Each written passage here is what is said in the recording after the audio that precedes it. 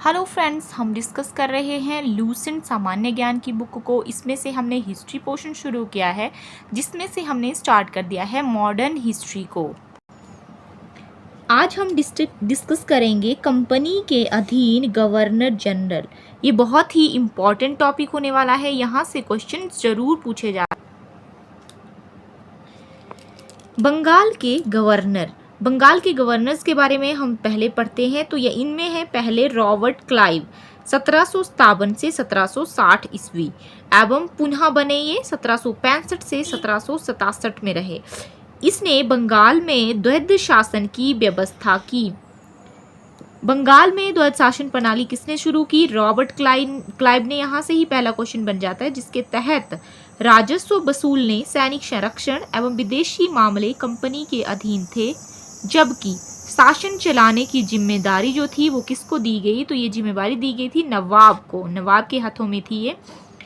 इसने मुगल सम्राट शाह आलम द्वितीय को इलाहाबाद की संधि के द्वारा कंपनी के संरक्षण में ले लिया। तो कब हुई इलाहाबाद की संधि? इंपॉर्टेंट है, 1765 में। इस संधि के जरिए ईस्ट इंडिया कंपनी को देश की राजनीतिक और संवैधानिक व्यवस्था में दखल देने का अवसर मिल गया, जो वह चाहते थे। यहीं से भारत में ब्रिटिश शासन की नींव पड़ गई। रॉबर्ट क्लाइव ने बंगाल के समस्त क्षेत्र के लिए 2 उपदीवान, बंगाल के लिए मोहम्मद रजा खान और बिहार के लिए राजा शिताव राय को। अन्य गवर्नर व्रेलास्ट कार्टियर, वारेन हास्टिंग्स हुए बंगाल के। नेक्स्ट है कंपनी के अधीन गवर्नर जनरल। रेगुलेटिंग एक्ट 1773 के अनुसार बंगाल के गवर्नर को अब अंग्रेजी क्षेत्रों का गवर्नर जनरल कहा जाने लगा, जिसका कार्यकाल 5 वर्षों के लिए निर्धारित कर दिया। यहाँ से ये क्वेश्चन भी बन जाता है कि रेगुलेटिंग एक्ट कब पारित हुआ? तो 1773 में बनाइए। मद्रास एवं मुंबई के गवर्नर को इसके अधीन कर दिया गया। इस प्रकार भारत में कंपनी के अधीन जो प्रथम गवर्नर जनरल था वह था वारेन हेस्टिंग्स। क्वेश्चन पूछा जाएगा कंपनी के अधीन प्रथम गवर्नर जनरल तो कौन थे? Warren Hastings. वारेन हेस्टिंग्स 1750 ईस्वी में कंपनी के क्लर्क के रूप में कलकत्ता आया और अपनी कार्यकुशलता के कारण कासिम बाजार का अध्यक्ष, बंगाल का गवर्नर एवं कंपनी का गवर्नर जनरल बना। पहले गवर्नर थे, अब ये कंपनी ने बना दिया बंगाल के गवर्नर जनरल। तो वारेन हेस्टिंग्स के बारे में पढ़ेंगे। इसने राजकीय कोषागार को मुर्शिदाबाद से हटाकर कलकत्ता ट्रांसफर कर दिया था। 1772 में इसने प्रत्येक जिले में एक फौजदारी व दीवानी अदालतों की स्थापना कर दी थी। फौजदारी अदालतें सदर निजामत अदालत द्वारा निरीक्षित होती थी और नाजीम द्वारा नियुक्त दरोगा अदालत की अध्यक्षता करता था। दीवानी अदालत में कलेक्टर मुख्य न्यायाधीश होता था। जिला फौजदारी अदालत एक भारतीय अधिकारी के अधीन होती थी, जिसकी सहायता के लिए एक मुफ्ती और एक काजी होता था। कलेक्टर इस न्यायालय के कार्य की देखभाल करता था। नेक्स्ट भी इसके बारे में आप यहाँ से पढ़ सकते हैं, इतना इम्पोर्टेंट नहीं है।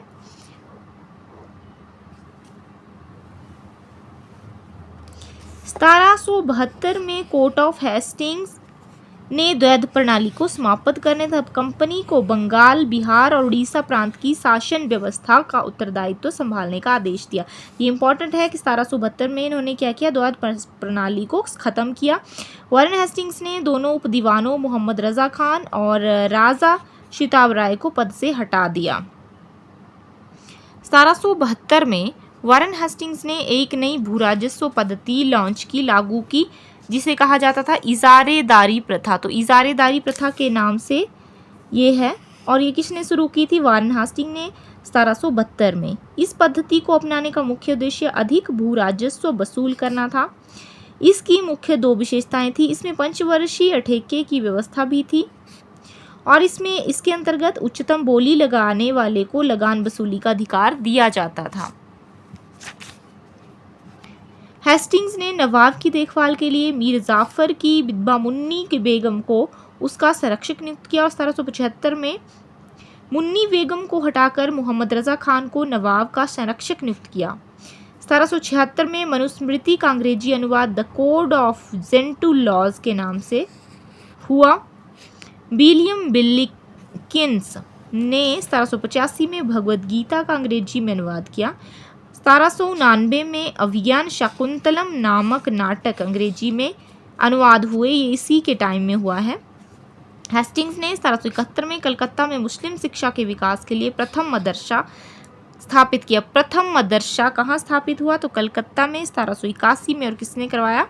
हेस्टिंग्स ने। इसी के समय 1782 में जोनाथन डंकन ने बनारस में संस्कृत विद्यालय की स्थापना की। इंपॉर्टेंट क्वेश्चन है, पीजीटी कमीशन, टीजीटी कमीशन में इस तरह के क्वेश्चन पूछे जाते हैं।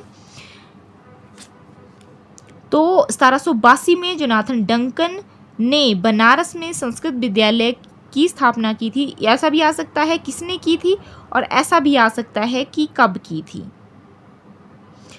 सर विलियम जोन्स ने 1784 में Asiatic society, the Asiatic society of Bengal की स्थापना की। ये भी इंपॉर्टेंट है, ये दोनों हमें आने चाहिए। 1804 में बॉम्बे में एशियाटिक सोसाइटी और 1823 में लंदन में Asiatic society of great Britain की स्थापना हुई।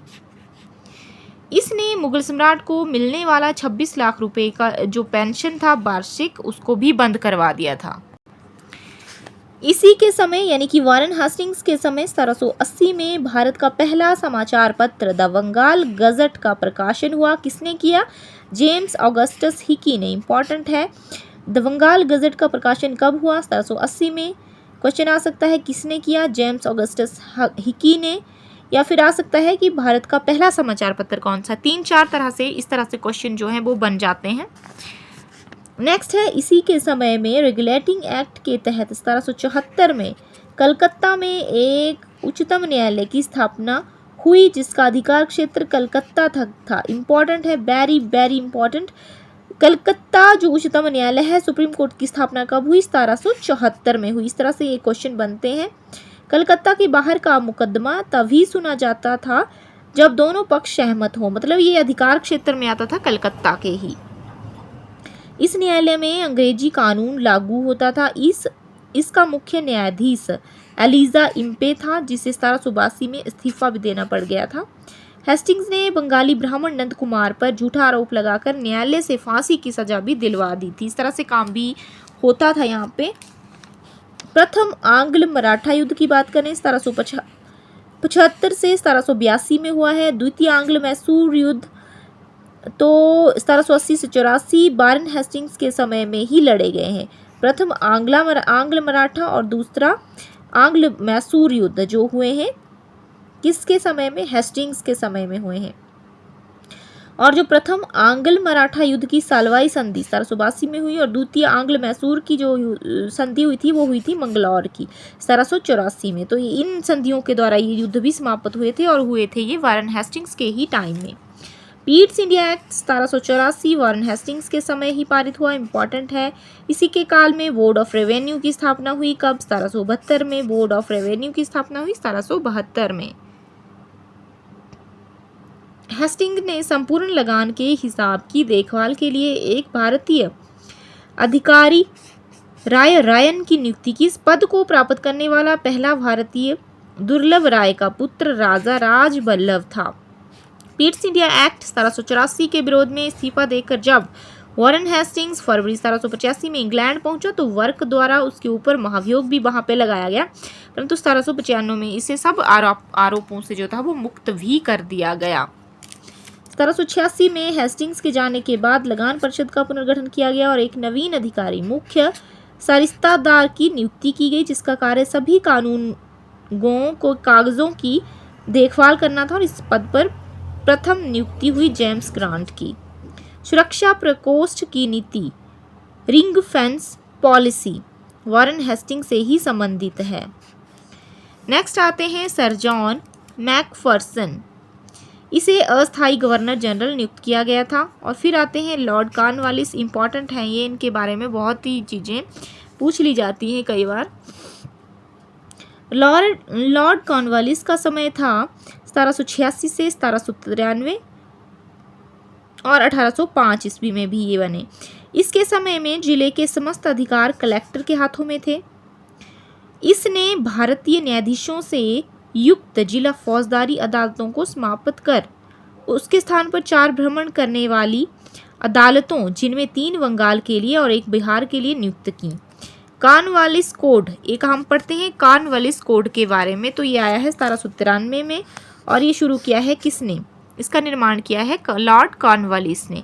कॉर्नवालिस ने 1793 में प्रसिद्ध कॉर्नवालिस कोड का निर्माण किया, जो शक्तियों के पृथक्करण सिद्धांत पर आधारित था, जिसमें शक्तियों को बांटा गया, पृथक किया गया। इंपॉर्टेंट है ये भी। 1793 में एक विनियम के द्वारा जिला कलेक्टर को उसकी न्यायिक शक्तियों में वंचित कर दिया गया, न्यायिक शक्तियों से जो था वंचित कर दिया गया और केवल संग्राहक अभिकर्ता बना दिया गया। पुलिस कर्मचारियों के वेतन में वृद्धि के साथ ही ग्रामीण क्षेत्रों में पुलिस अधिकार प्राप्त जमींदारों को इस अधिकार से वंचित कर दिया गया। बहुत सी चीजें इसमें की गई। इसने 1793 में स्थायी बंदोबस्त की पद्धति लागू कर दी।